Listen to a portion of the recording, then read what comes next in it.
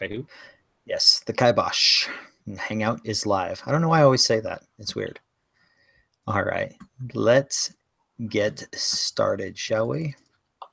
All right, welcome to episode 2 of 80s Film Flashback, where tonight we are discussing Big Trouble in Little China. And there is a lot of trouble going on in there. So, but why don't you check this out first?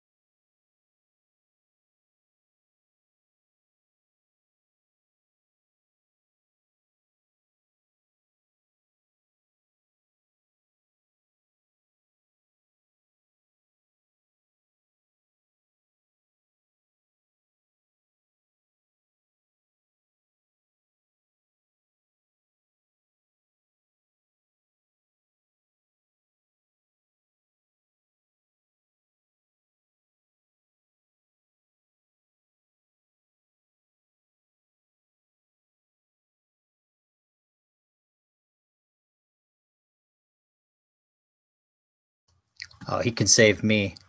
My summer needs saving. Not really. All right. Man, it just makes me want to go watch it again. But I know some people have a disagreement of that, but we'll get into that shortly.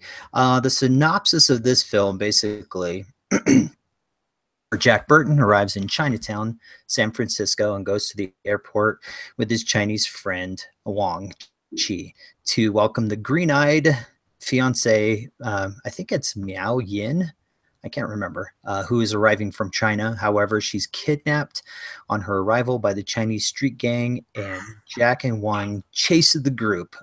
Just goes on and on and on and on. Kind of like the trailer did a little bit.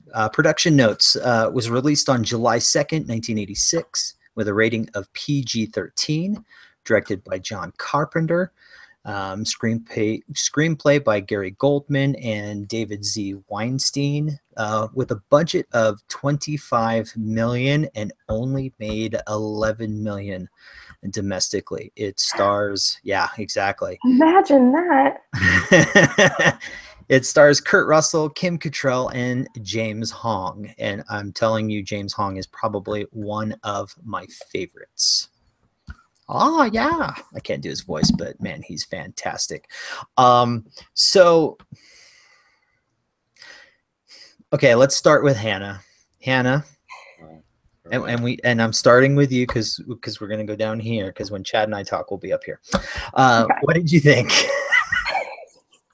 I did not like this movie at all. It was so dumb, and What is wrong with your guys' taste in movies? I don't understand. Okay, so see, here's the thing, and this is why we do this show, because we want that different perspective. We don't want everybody to love the same things. I know there's going to be movies that I like that Chad doesn't like, vice versa, and same for you. Because I mean, I know Chad has been waiting for us to do License to Drive, but I don't know if we'll ever get there yet. So, but. Yeah.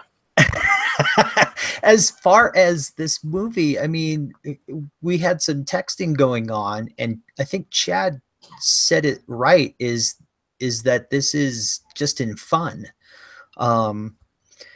If you look at all the 80s action movies, they're over the top, which is why they had fun with doing the Expendables. It's over the top 80s action.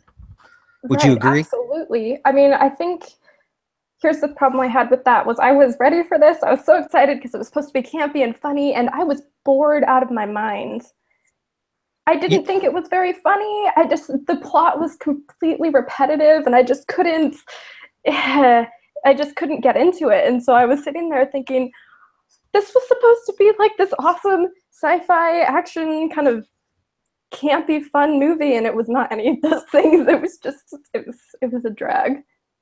Which you will have that problem with a few 80s movies. Would you agree, Chad?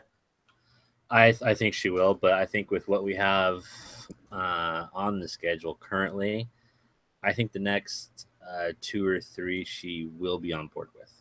Let's. They're not. Really? They're not, are you sure about that, Goody? Are you sure? Okay. Let me present this. The one at the end of September is not campy. It's semi-serious, has good action in it, and it has a good plot. So, Does it? Does it? Little teaser going on already. Dang, end of September. It's a month away. 2 months away even.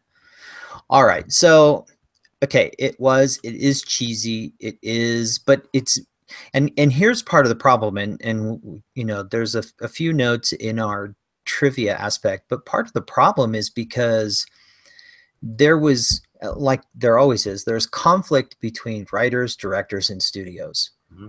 And that's where this fell.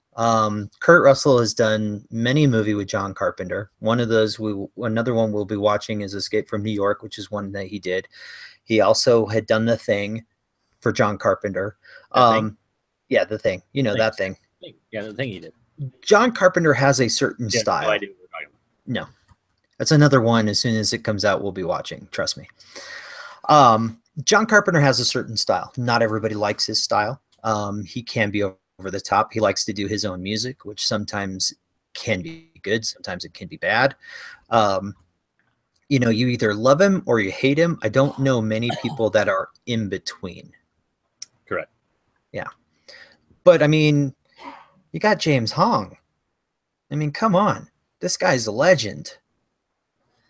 He really is. And not only in, well, you know what? I was going to say something I shouldn't have said, but it really is a legend in cult classics and B movies. Yes. And there are a lot of B movies out there that are truly good in the fact that they are just kind of that campy cult classic funny feel. And it's not all of the same, you know, John Carpenter over the top type movies, but yeah, he is a legend in that B movie. Mm-hmm. I would agree. Absolutely. Now, you said you have a list of things. I do have a list. So let's hear this list and let's discuss this list. Okay, do you want me to read them all through and you guys can pick out the most offensive ones to you, or should I read them and we'll discuss them point by point? How about we do this? You go through your list, and then we'll start over, and we'll go one through whatever. All right, let's do this. This is a long list. Okay. This is just a pet peeve of mine, but they kept repeating the name Jack over and over and over again. We get his name is Jack. We could have just moved on. Which is funny because I had the same issue with Adventures in Babysitting. Right. That's weird. That must be they must underestimate people's intelligence. I don't know what that is. Jack. They did it in the trailer. Jack. Yes. Mm-hmm. So bad. All right. Reflexes. Mm-hmm. Yeah. So many creeper characters, just so many. I don't. Why are there so many creeper characters in 80s movies? Why is this? Okay, now for everyone out there, define creeper. Okay. Why does Not that need to be Minecraft. defined? Okay. Creepy dudes, people, guys who are constantly hitting on girls or just have this really uncomfortable feel to them. So that would include Jack, and then the dude who decided that he wanted to marry the 2 girls with green eyes, and which I have more objections to that later on. But yeah. That's funny. Okay. Also, I was really confused by the fact that the whole green-eyed girl concept, at first, weren't we led to believe that the green-eyed girl needed to be Chinese, and that's why it taken thousands of years to get rid of this curse? But then he sees Grace, who is not Chinese, and then decides, oh yeah, she'll work too, and if it didn't need to be Chinese, then he could have broken that curse a long time ago, because there are quite a few girls out there with green eyes. So was there a plot point there I missed, or was this just a random? It's an 80s glitch. Okay. A lot of 80s glitches. Well, Okay. you kind of had to understand part of the story too is that yes, it had to be a Chinese girl, but he thought it would be even more powerful if he had just another green-eyed girl. Ah, okay. Because you're my green-eyed girl. That makes sense in a weird, magical way. All right. There's a token female character, the one who we can't even remember her name because she had no point other than the guys needing to fight over her. Insta-love and pointless romance, which I get is kind of a trope that is in a lot of movies, but I just wanted to point that out. Are you talking about Kim Cattrall? I don't remember their names. Which one was that? No, the actress Kim Cattrall. No? No. Was it the okay? I was just trying to figure out which girl you were talking about. Both of them, honestly. Okay. There was basically no character development. There was no character motivation. We didn't really understand. I mean, we understand why Wang was chasing after that girl because that's his fiance. Don't know why Jack was involved completely. That seemed a bit weird. I don't understand why the lawyer lady was involved either. Was that something that made sense, or was it again just they had to be involved because they were needed for the storyline? Probably just needed, to be honest. Yeah, that's sad. Okay. Also, the plot was just kind of all over the place. It kept relying on the same basic things, which was girl gets taken away, find out where the girl is, infiltrate, fight scenes. Oh no, the girl gets taken away, find where the girl is, infiltrate, magic, fight scenes. And then they did that about 3 times, and it just got really repetitive after a certain point. But isn't that every movie? This was worse. This was way worse. Frodo has ring. Frodo runs from creepers. Creepers find Frodo. Frodo escapes. Correct. I mean, you know, it's... Yeah, but there are other plot things, like they're taking the hobbits to Isengard, and Boromir is becoming crazy, and yada, yada, yada. This movie didn't have any side plots to follow, really, so it was just kind of predictable. Terrible expositional dialogue, and also, why was the restaurant owner also an expert martial artist? Because this is an 80s action film with 70s kung fu.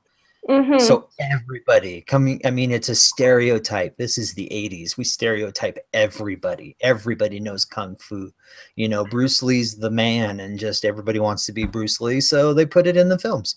Right, I know, and that just cracked me up because most of these things I was watching, I'm like, this makes no sense, and then I realized, well, this is just what 80s movies do, and then that doesn't make it better, but that does explain it. So makes it better. It does not make it better. How does that make that better? It's just action nonstop. We could just have kung fu the whole time and just everybody yell Jack. I'll watch it. Jack. All right, well, you and I have very different tastes in movies. All right, what else you got on your list? That's it, actually. Oh, that's not too long. That's not that bad. Okay. Wait, actually, I might have had another one, actually, now that I think about it.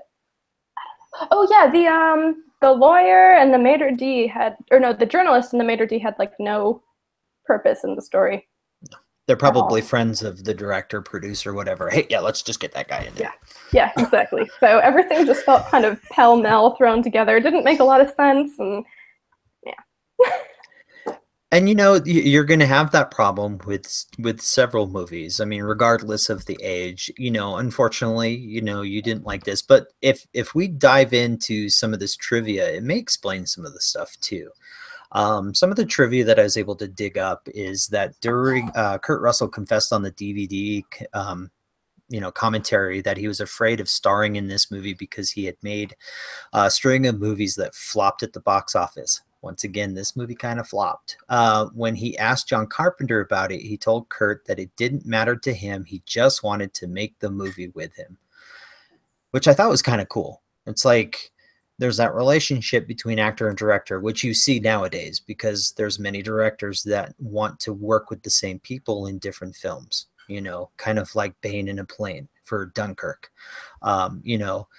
Nolan uses several of his actors over and over. Spielberg uses his actors over and over. There are a lot of people from Nolan's past films that are in Dunkirk. I mean, a lot.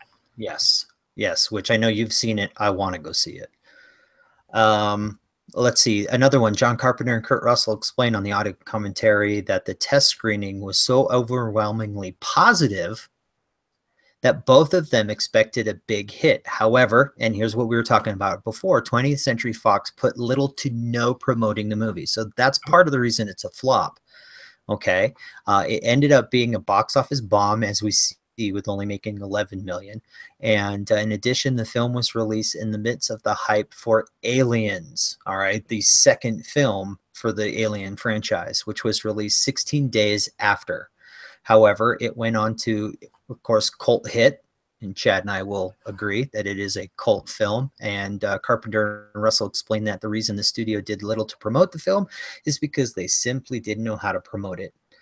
What's that? Poor management. Yeah, exactly. They didn't know how to put it out there, where to put it out there. And you know what? A lot of movies go through that, they probably had similar views that you had, Hannah, and it was like, okay, how do we share this? What do we do? So, according to John Carpenter and Russell, also on the commentary, the story was originally written as a Western, which I thought is kind of interesting. Yeah. I would have actually been interested to see what this looked like as a Western, because that would have been even more interesting, I think, but probably equally as nonsensical. Well, who knows? I actually think it would have worked out probably better as a Western. Mm-hmm. Yes. Yeah, exactly. You could still do the Chinatown theme.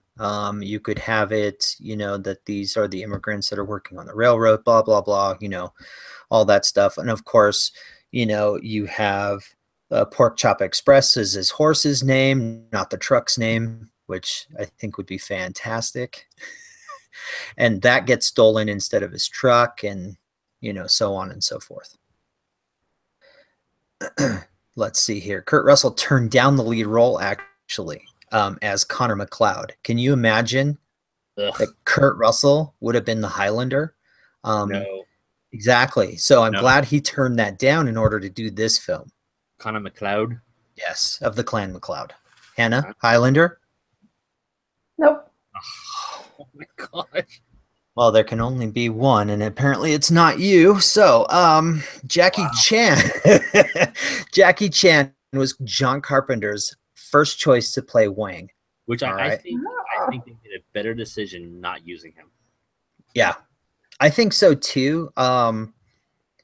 Because the way it says here is the first choice to play Wang, but producer Lawrence Gordon was highly against it, fearing Chan's English wasn't good enough after seeing his performance in Battle Creek Brawl, The Protector, Chan after the success of Police Story. Chan declined anyways, so it doesn't really matter. He didn't want to do it. Let's see. Although Kurt Russell was John Carpenter's only choice for the lead role, the studio, on the other hand, wanted either Jack Nicholson or Clint Eastwood. I don't know. I'm sorry. I can't see anybody but Kurt Russell in this role, at least for this film. And we'll get into, like to see the remake. portions of Nicholson doing this, but there are certain aspects of this film that it is difficult to see Nicholson doing. But because he does have that over the top acting he can do. He did it very well with when he did the Joker, when he did the Departed. So I think he could have fit. It would have been a lot different though. But as far as Clint Eastwood, no. It would have been a completely different film. Yeah, it actually would have been. So I'm glad that Kurt Russell was able to do this. Now, the fun thing with this movie too is that right now Boom Studios is doing some offshoots and doing some comics written by Fred Van Lente that are actually not that bad, and they still follow the same theme. It's quite a fun adventure. So if anybody gets a chance to read those, let me know what you think also, because I think they're kind of fun and entertaining, but that's just me. Question here then. And I don't know if you guys know this, but the rumors are, and I don't know if they're fully rumors, but they're talking about The Rock starring in the remake. Okay. I say nay. No. Okay. Hannah? Well, I don't think they should be remaking this movie, period. Like, just let it be. Let it die. No, don't let it die. Just let it live. Let it be. Okay, so right off the bat, I think we're all kind of against that. But if cast this film and remake it, who would you like to see as our star, as our trucker? Chad, let's start. You want to start with Hannah? Hannah, let's start with you since you're so anti. Yes, no, I was just going to be even more unpopular here and say, if you're going to remake this, then you might as well just use The Rock, because that would be hilarious, and I think that would be funny to see. Mostly just to watch 80s children crash and burn. Oh. All right, Chad, who do you want? I have a couple. Okay, let's hear it. And one, you're probably gonna go, what? But let's do this. Okay. So I have 2 males and 1 female, so a gender swap. Ooh. Okay. All right. I like that. So first up, Tom Hardy. Okay. All right, because he can do, I mean, some of his characters. He's becoming more and more versatile, and I say that because I watched this a few days ago, and this past weekend I happened to watch again Rock and Rolla. Oh, that's such a great movie. Yes, and so he's younger, and in that film he has that comedic presence. So that's one. The second guy I have is Chris Pratt. Yeah. I think Chris Pratt has my vote all the way. And you even make it an offshoot which I think would be funny, is that he is the son of Jack, because he's the son of him in Guardians of the Galaxy. Let's have some fun with that. That'd be actually really good, because this role is very similar to his role in the Magnificent Seven. I would agree. So they're not the same, but they're very similar. Yeah. Now the gender swap, you're probably gonna get a good laugh about this. Chloe Grace Moretz.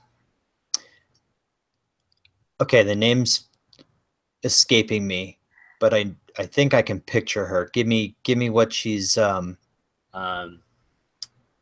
Kick-Ass.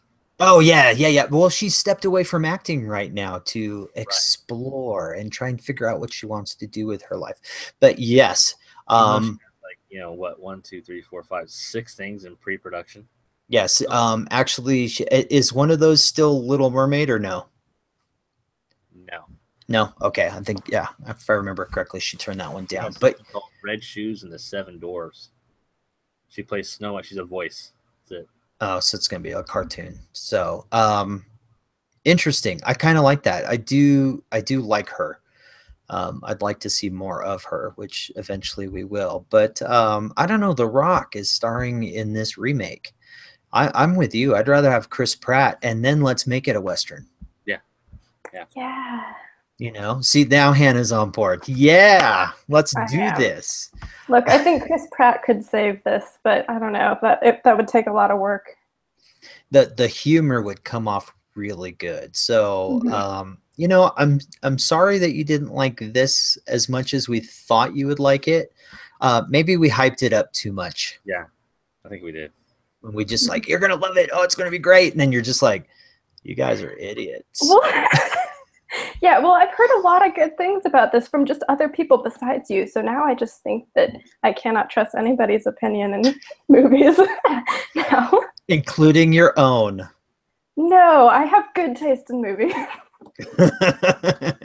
All right. That's not been proven yet, so. I know, right? Okay, so no, look, this just confirms my theory that you guys like 80s movies because you're 80s children, and so there's this nostalgia attached to it. They're really not that good. Like, when you look at it just objectively, can you see where I'm coming from, or are you guys still okay? No, they're terrible movies. 80s movies are terrible. 80s music is awesome. Yeah, that I agree with. But 80s movies, with exception, there are some really good 80s movies. Okay, Fright Night, Lost Boys. You know, I mean, there is a Lost Boys. Yes, and you liked it. Exactly. So there are exceptions, but there are those big studio action films that you're just like, this is horrible. You know, but for us who lived that age, that horribleness is awesome. Okay. Okay, Predator. Chad loves Predator. Oh gosh, yes. See? I actually do like that movie. So. Okay, so there are you're winning us back. Yeah, okay. No, I like Predator. I like Aliens. So I get that part. We're okay. Okay, good. So there will be a few of these that are hit and miss. This one was a miss, unfortunately. I think you know what you should do? You should do a little homework. And if you get chance, jump back into Boom and at least maybe read a little bit of Big Trouble in Little China by Fred Van Lente. Just a little bit. You don't have to read a whole lot, but just try a little bit and see if it adds to it or if it takes away from it. Okay? Because I think I'm going to do the same thing. All right. Because you guys are 0 for 2 so far, so. Yes. Because the other one was equally terrible. Oh, just wait till next show. No, the next one's going to be even worse. This is supposed to make me want to come back? Yes, this is what this is all about. This is all about different perspectives. I love your perspective on this. So, all right. So, you never gave us your pick. Yeah, that's true. Oh yeah. You joked about The Rock, but seriously, who would you recast if it was up to you? I really couldn't care less. I liked what Goody said about Chris Pratt though, so I'm on board with that. But yeah, I'm honestly not joking about The Rock. I think that would be hilarious. But as I said, I don't think this movie could get any worse. So at this point, I would just be amused. So, you know, The Rock's funny. Let's do that. Okay. Is that confirmed? Yes, it is confirmed. Oh, okay. He is doing it. And I mean, if it's anything like what Jumanji looks like, Jumanji looks funny. It does, yeah. So we'll see what happens. And The Rock's a pretty funny guy. He's okay with making fun of himself. He can deliver those lines. It may be good. Who knows? But the one thing that you may not like is the same writer for this is tied into the new version, but it may just be for characters. So, which will be okay. The characters weren't that great to begin with either, though. Yeah, but when you update it, you know you're going to add twists to it. You're basically using who they are, a little bit of their background, and then you're going to tweak how. And then depending on who the actors are, they're going to tweak them their own version as well. So, all right. So, I like it. Chad, like it. Hannah. Ew. All right. So we're 0 for 2. And let's see. I think that makes it she's 0 for 2 because she. No, that's not how this works. That I believe it is. Okay, you know what? We're gonna do a Twitter poll, and I'm gonna retweet it, and you're gonna retweet it. We're all gonna retweet it, and we'll see what wins. Okay, let's do that. Okay. Actually, I like that. All right. Get that set up. Let's get it going. But in the meantime, let's start with Hannah. Hannah, where can everybody find you? All right. You can find me on HannahHeathWriter.com. You can find me on Twitter @_HannahHeath. You can find me on Constant Collectible under Hannah's Novel Notions. And literally just type my name into Google and you can find me pretty much everywhere else. So come say hello. Sweet. Unless you want to talk about 80s movies and actually like 80s movies, in which case, no, don't come say hello. Yeah, you're going to tweet out. Oh, you're going to. Let's see what happens. This will be interesting. All right, Goody, where can everybody find you? You can find me on Instagram at DJ Kilt, Facebook at Chad Goodwin, on our website at constantcollectible.com, Twitter at ChadGriffin12, and you can email me at goodygoodwin@constantcollectible.com. All right, and I am Simon. You can find me at Twitter at C_collectible, over on all the social media sites at C_collectible, and of course, constantcollectible.com. Our email is constantcollectible@gmail.com, where we're live every other Monday night at 8 p.m. Pacific, 9 p.m. Mountain, and our website is constantcollectible.com. We'll be back on August 14th for our next film, with some McDreamy with Can't Buy Me Love. Don't forget to like, share, and subscribe to keep you all up to date with the news and reviews from a world of geek culture. And we hope to see you then. Thanks for joining us. You guys all have a good time, and we'll see you soon. Good night, everybody. Bye.